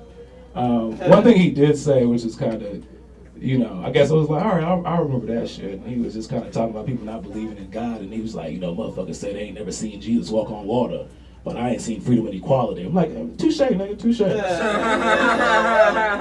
You don't see a lot of shit either. You're blind, motherfucker. But I see where you're coming from. What else? I'm trying to think of some other stuff I could tell you guys about myself. I'm newly fresh to LA and shit. I think it's been like 6 months since I've been in LA. And so like at this point, my parents are calling me and asking me how it's going, and I'm like telling them shit like, yeah, I got a job working from home, but I really just drive Uber and live in my car. Like that's what's going on with me. That shit is rough than a motherfucker, man. But you can make money while you smoke. This is amazing. I'm smoking weed while I'm doing a little comedy set. Hell yeah, man. Yeah. Thank you. I was talking about my Uber car and shit. It's funny because like, has anybody ever rode in an Uber and like they're like super like, hey, do you want some water? Yeah, you want some candy or a nice charge? That motherfucker's being a spittable motherfucker. You're in their home. You know what I mean? Like, that's why I do with this shit. I'm like, go ahead and lean back. You're good. Oh, here you go, brother. What else is going on, man? One thing I do hate is when people act up in my fucking car when I'm driving Uber and shit. I'm like, I'll pull over. I'm like, you can get the fuck out of my house. You know what I mean? They're like sitting in my goddamn like living room, passenger seat, patio. You know what I mean? I'm like, get the fuck out, man. This is nice. Yeah, man. LA. Other than that, and that's funny because like as you're coming into like LA and meeting other comedians, you're just like, this is really just a halfway home for other homeless people. Like, I didn't know that was like. I thought this was like a personal story that like I was going through, and it is not the deal. I'm like, damn. All right. What else? I was telling you guys I was recently single. Like I said, I got a relationship, man. My girlfriend, my ex-girlfriend, she made like a substantial amount of more money than me, like a Princess Jasmine, Aladdin type of disparities. You know what I mean? Seriously, man. And it was cool in our relationship because she never had me feel like, any type of way, about my finances. I did feel financially obligated to give her orgasms though. You know what I mean? I felt like I had to do that at least. You know what I mean? Because when you're depositing minimum wage checks in the bank, you got to be able to deposit maximum dick in the bedroom. You know what I mean? Like, minimum wage, maximum dick. Like life's about balance. It's not always about the Benjamin's pup daddy. You know what I mean? Also, by the way, I love your fucking boots, man. We'll talk about that when I sit down. All right, but yeah, man. What else? I love talking about them. Those shits are dope. We'll speak about them in a minute. I was talking about being broke and shit in my last relationship, and currently broke right now. Yeah, man. Like I said, it was cool. I still felt financially obligated about that shit, man. And I don't know. Like actually, like currently, I'm sleeping on my magic carpet. So, I'm like, man, I should have rethought that shit. I should have stayed in that relationship, man. Yeah, man. I'm sitting there like I'm really like this. I'm like, how much time do we have? I'm sitting here just rambling. And obviously high, like this shit's gonna be like somebody's gonna see me on video. They're like, Armand, you were blitz. It was like it's called the High Tonight Show. What the fuck do you want from me? All right, well shit. I'll just get off, man. I enjoyed you guys. Thank you guys for inviting me. Guys, Armand!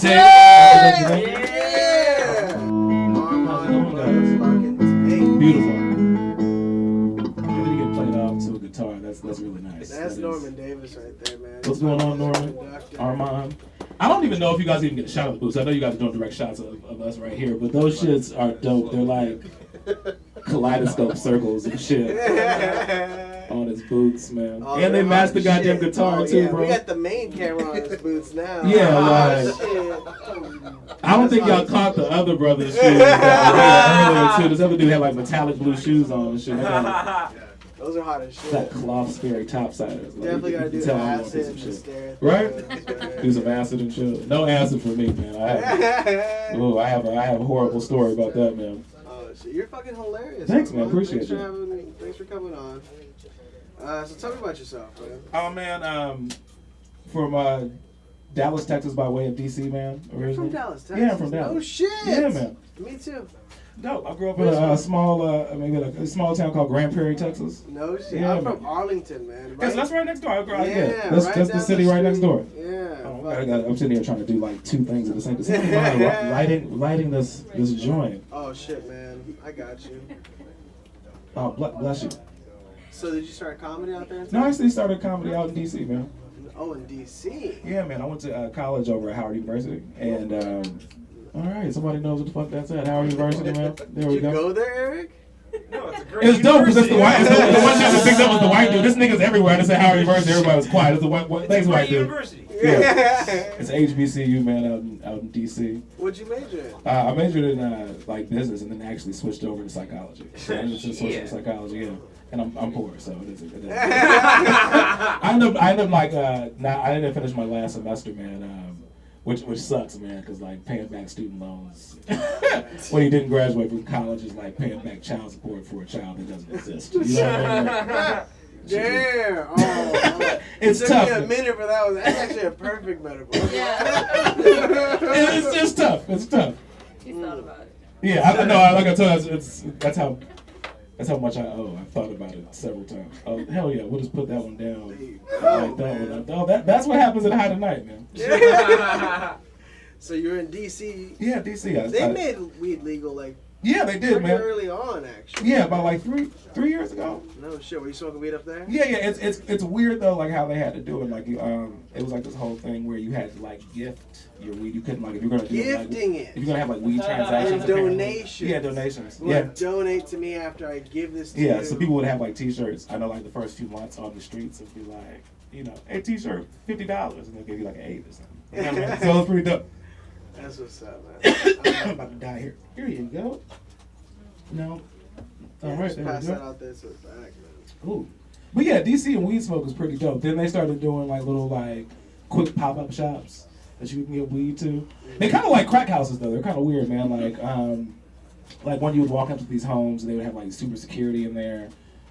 They'd have like several vendors. There might even be somebody in the kitchen. But they had like different rooms. They had like a quiet room where you smoke weed, just listen to music. There was a video room upstairs and shit like that. But they would get shut down like real quick. Like after like maybe like 5 weeks, they'd be like shut down. Damn. They're really cool. Yeah.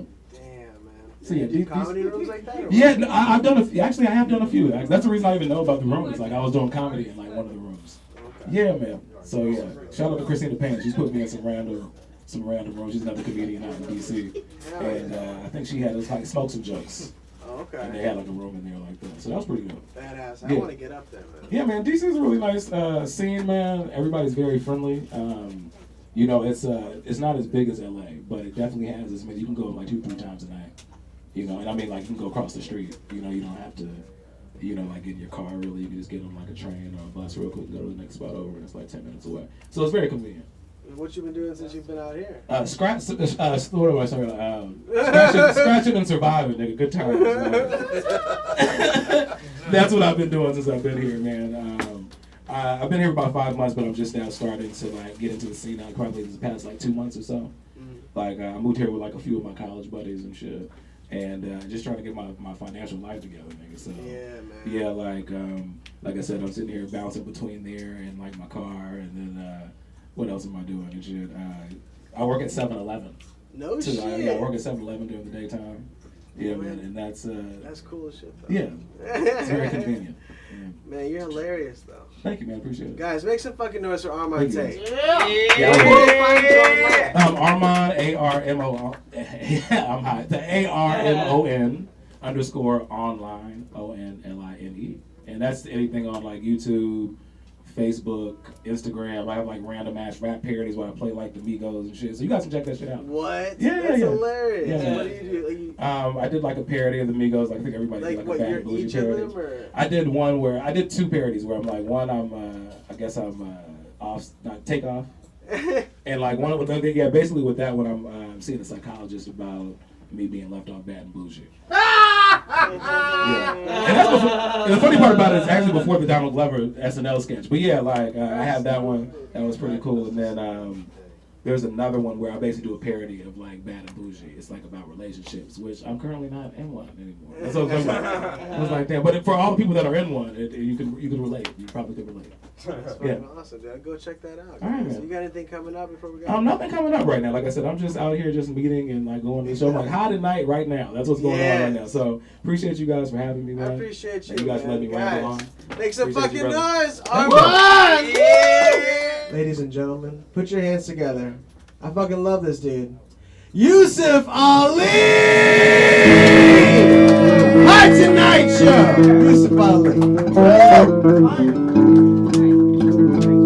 Kill it right there, man. Alright. What's up, y'all? What up, I got a new job, so I've been up way earlier than any comic in the history of comedy. Human beings should not be setting alarm clocks for 4:15 in the morning. So, like, because of that, what time we started smoking today, Eric? Like about 7, 8? Yeah. I'm too high, man. You ever be so high you don't believe what time it is? Like, not because of like, man, I don't believe what time it is. Like, I didn't believe, like, I saw 1:32 on the clock, and I was like, that ain't no real thing. It's not a number.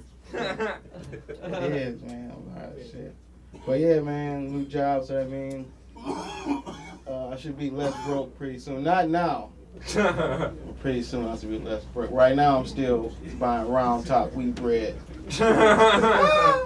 I splurged the other day and bought some Home Pride, and I didn't know how to act. That shit, man, that shit's so soft when you bite into it. You notice they put the bread according to your financial level in the grocery store. Like, if you can afford bread, it's easily like accessible. It's right there in arms, like just reach out, boom, Schwabels. Like, the poor bread is lowered to the ground, like the Van Camp and the Great Value. I buy that bread. That shit sometimes it's on the floor. You gotta like pick it up and put it on the shelf. Like, I want this bread. That shit, man. It's called psst because they don't want you to tell nobody that's what you making your sandwiches with. That shit is secret. Like, don't tell nobody. That shit is not real bread. That's wheat mirage. That shit is an illusion. I say that to people. What kind of work ethic do you have to work at the place that make this fucking bread or any off-brand product? Like how you show up to work like you was late. So fuck this shit. It's fake. So I respect some of the fake products though, like the presentation. Like you ever buy fake Halls? Like real Halls, it say on the package like Halls. And fake cough drops, they just say like cough drop. But they try, man. They put something. Or it might say compared to. Like, to make you feel better about the bullshit you buying, like compared to real Alka-Seltzer. And that's a good sticker. That'll convince you to buy some shit you wouldn't otherwise buy. Like, I don't support prostitution, but if a hoe had a compared to like Susie, and then you can see Susie like standing right next to her, you like, you suck the same dick for 40% cheaper, then you. I'm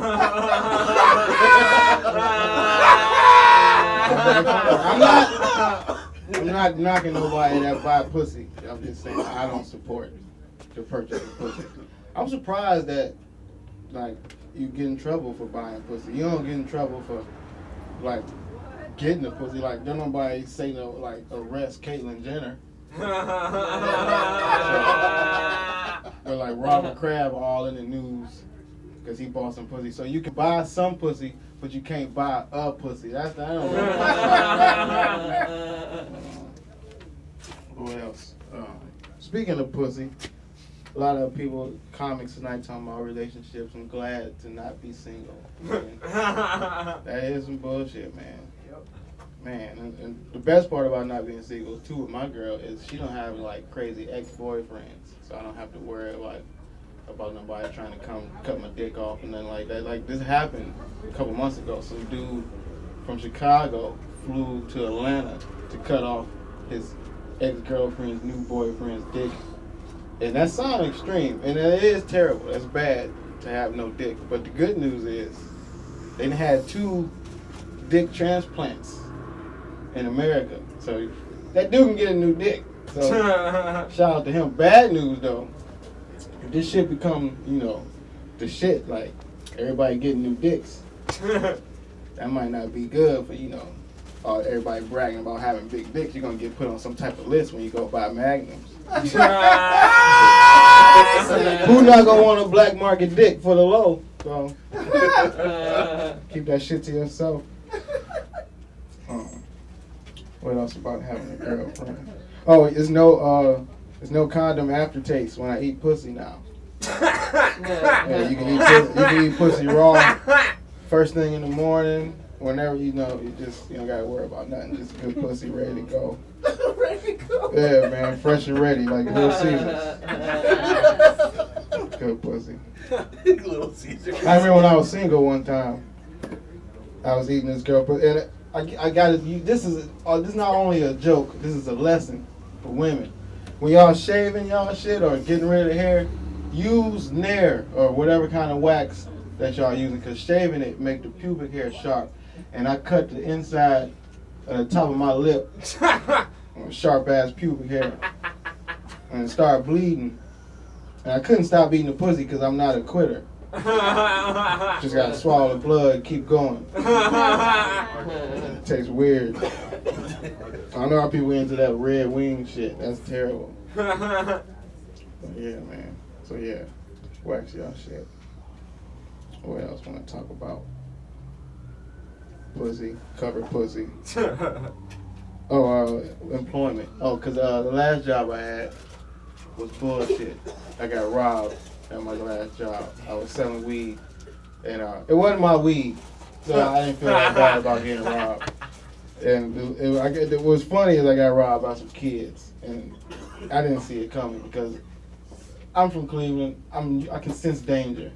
So like, with 3 kids in Santa Monica at 6 p.m.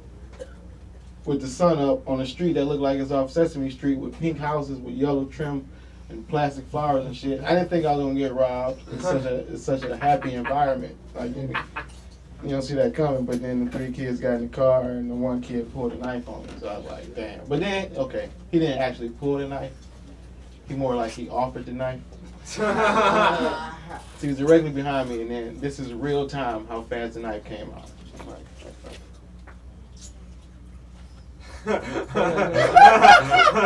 So I'm in the driver's seat, high as fuck, and the first thing I was gonna say was, "Oh, we don't accept knives," because I thought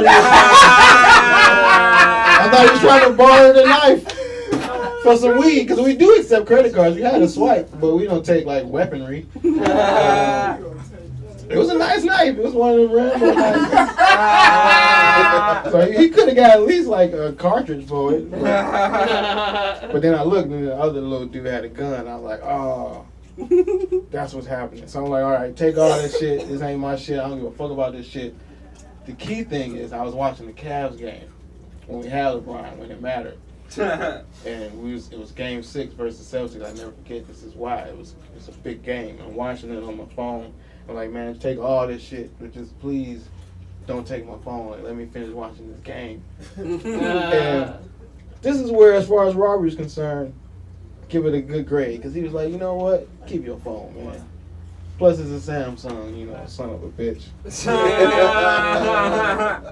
it's cool. Cavs won that game too. And so that was the last job. Jobs in period is bullshit. As a comic, we don't want a good job. We don't want a job. We want comedy money. But sometimes you gotta take whatever you can get. Like, as a comic and a weed head, I had a job at Taco Bell, which sounds shitty to tell other people, but as a smoker, that was tacos, like all type of munchy shit all the time. But then I think my weed habit kind of cost me the job because they told me I rolled my burritos too tight. I don't know. Like, I thought people would want, you know, a nice tight burrito. I don't want the shit falling out. But I guess not. And that and the licking part. Maybe it's the licking part. Still not the worst job. The worst job I had was I was a how can I say this fancy for the internets? A defecation removal specialist. or a caregiver at a what's that shit called? Old folks home. Yeah, they was real old, and a lot of them shit they sell for a whole lot. And my key job was to wipe ass with no prior training, other than, okay, the guy asked me that I have experience, and I was like, well, my ass don't itch, so I think I'm pretty good. So then they assigned me to a dude that didn't talk, so it was like, then I knew I was good at wiping ass, because he would be happy to see me, and you ain't gonna be happy to see nobody that's not wiping your ass right. Good at it, man. That was the shit. But yeah, man, jobs, being broke, all that shit. All comics got the same story, man. So that's the best part about being a broke comic. We can be proud and be in a brotherhood of other broke comics, and not ashamed. Like, this is the only profession where you go around telling people how broke you are and still be happy. Like, you can't. People at McDonald's is not like just shouting out like, "Hey, I can't afford my Uber." Like,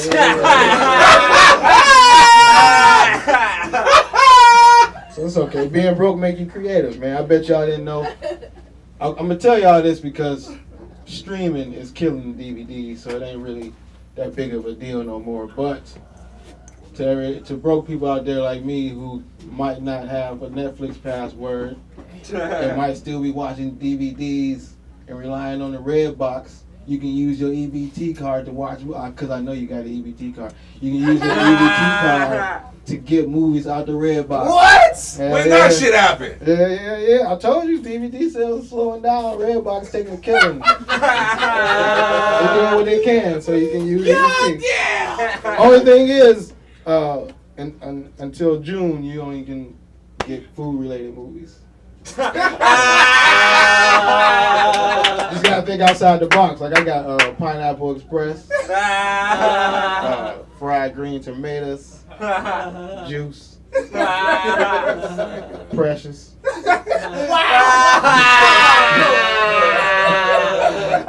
you know what I noticed? Fat girls in LA like are extra sensitive. Like they really like, they don't even be that fat and they be fat and they be mad. Like, man, I'm fat. You like, man, you 138 pounds. In Cleveland, we had real fat. Shout out to the Cleveland fat girls that don't give a fuck. I seen a fat girl in Cleveland with a Hunger Games book bag on.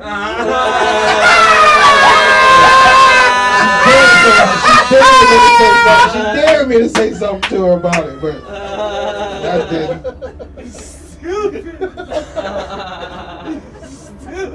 I went on a date with a fat girl, then I'm gonna sit there. I'm wrapping up with this, man. I'm telling y'all this fat girl dating story. I don't discriminate. I don't care that she was fat. I care that she lied about her weight.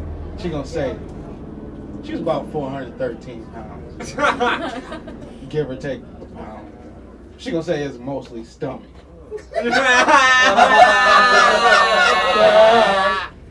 But I'm 6'7", but it's mostly dick.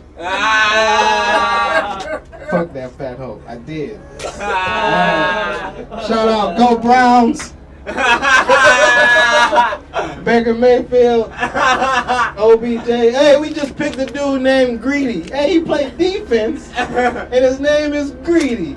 That's all. I ain't got no joke. He was about me. Guys, make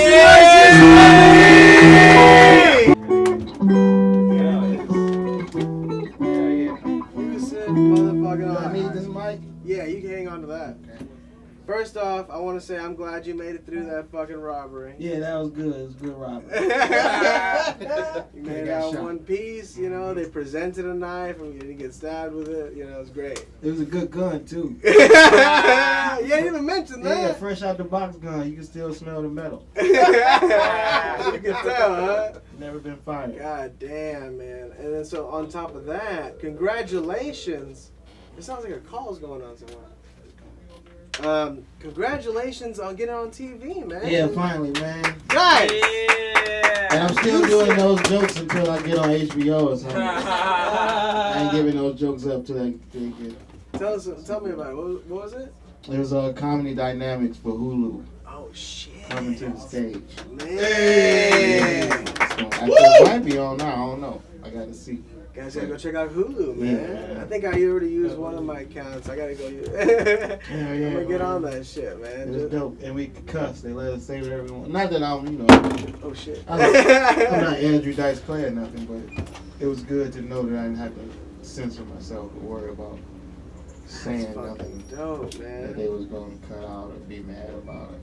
Congratulations. You know, like, you're fucking hilarious. I probably couldn't tell that fat girl joke. Yeah, that's about it. What else you got going on, man? Oh, wait, Tuskegee. I was about to say the podcast. Yes. We did our first live show, and it did good, man. It's going to the belly room and sold out. But then I found out they only sold 20 tickets. So of course it's going to sell out. 20 tickets. But hey, 20 motherfuckers showed up. Shout out to y'all, man. There you go, man. Yeah, man. A live. All right, so usually y'all did it just like. It's just a podcast, and it used to be live, but now it's not even a live stream. Now we just record it and put it on YouTube and iTunes and SoundCloud and all that shit. And man, y'all did that right on stage, huh? Yeah, man, it was good. We had like a projector screen, and I felt like Kenny Smith on Inside the NBA. I got to use the screen, man. It was cool. That's fucking hilarious. Yeah, we do that. We put that out on YouTube. You guys gotta go check that out. Where can they find you at? Tuskegee Joke, man. On YouTube, subscribe to that channel. And then we got we got clips, we got all kinds of shit. So subscribe to that channel and watch all our shit and support us. And we love y'all. Hell yeah. Woo! Yeah. You got anything coming up before we want to go? Just the shows, but not enough. I got a lot of open dates, bookers. So, put me on shit. Get 'em, man. You're fucking hilarious, dude. I appreciate you coming out. Hell yeah. A lot On of blunts. Hulu, man. As seen on Hulu, Tuskegee. Guys, make some fucking noise. Yeah, Yusuf yeah. Ali! Yeah! Woo! Thank you, man. Thank you so much. Cool. Hi, Tonight Show. That's a wrap. Next time we see you, we'll be at Skiptown Theater. May 18th, right, Eric? Yep. You guys have a good fucking night. Thank you so much. We made it through. This is the last I wouldn't have cheated on my girl. The only thing I regret about cheating on my girl is how much she brings it up, man. I didn't know it was going to be like that. It pisses me off. If I had known how much she was going to bring it up, I would have left her ass. That's what I was trying to do whenever I actually did it. I was trying to get fucking rid of her, but she stuck around just so she could rub it in my face. And I understand, so, she's all fucked up now. She does things to me that are really like, she just keeps thinking I'm fucking now still. It's been like 6 years. I've been like loyal since we moved out to LA, right? I come out here, she still thinks I'm fucking around. I go to sleep, she starts like tormenting me in my dreams, man. I talk in my sleep sometimes. She's trying to get fucking information out of me. These are tactics that, like, Marines don't use on terrorists. Like, let me sleep, woman. Just because I talk in my sleep doesn't mean you try to get information out of me. She's over here like, oh, yeah, that's cool. You're talking about swimming with sharks, but who you fucking, though? She's over here whispering like random bitches' names to me, see if it unlocks an unconscious memory and shit. She's over here like, say Stephanie, what about Stephanie? Like, I wake up and she's got my facial recognition phone in my face trying to unlock the shit. Got my phone right here when I wake up. Like, babe, chill the fuck out. I flip over, she's got 2 mirrors and shit to the side of my face trying to unlock it still. What the fuck am I supposed to do with this shit? I'm trying to get another Facebook going, not to cheat, just so I can reblog sexy bitches. You know, she's over here like, oh, babe, why you keep reposting these bitches? You want to fuck them? I'm like, no, I just, kind of, but I can't. I never will, so it's not a big deal. She's like, but you want to, though. Looking is cheating. I'm like, bitch, no, it's not. Cheating is cheating.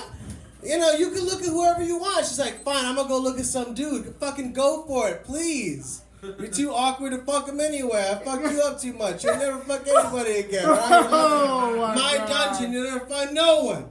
It's alright, she doesn't watch my shit anymore. She doesn't watch this shit anymore. She thinks she's heard it all. She's like, don't talk about me. Like, bitch, I talk about a bunch of other shit. She don't know. Don't talk about it.